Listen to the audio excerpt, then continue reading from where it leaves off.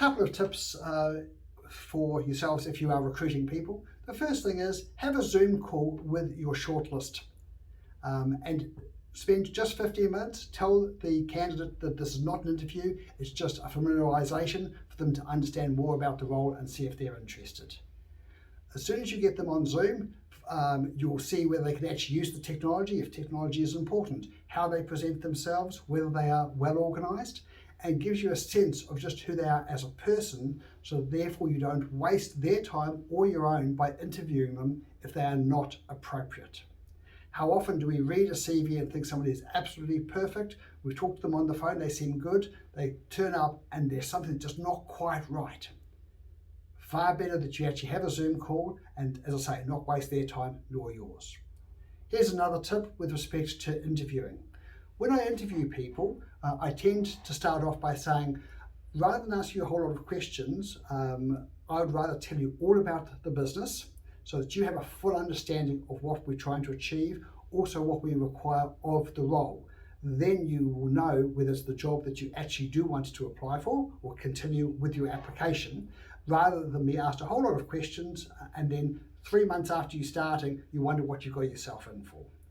So I aim in an interview to put the candidate off. Now you may say, well, why do you do that? I'd much rather people understand the business, warts and all, because if they can see the business for what it is and the role for what it is, and then still want to do it and know the challenges, they're far better prepared for the position.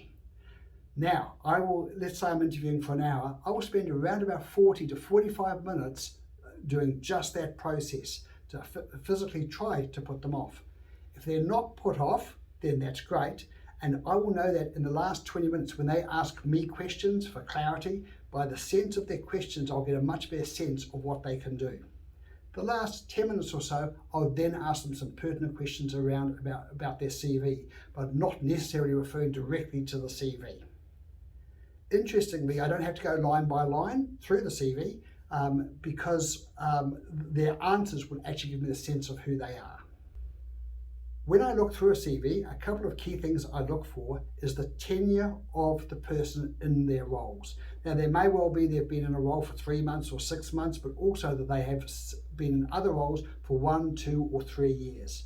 I personally like to see that people have stayed in roles, but have moved enough to be flexible, but not too quickly to be flippant.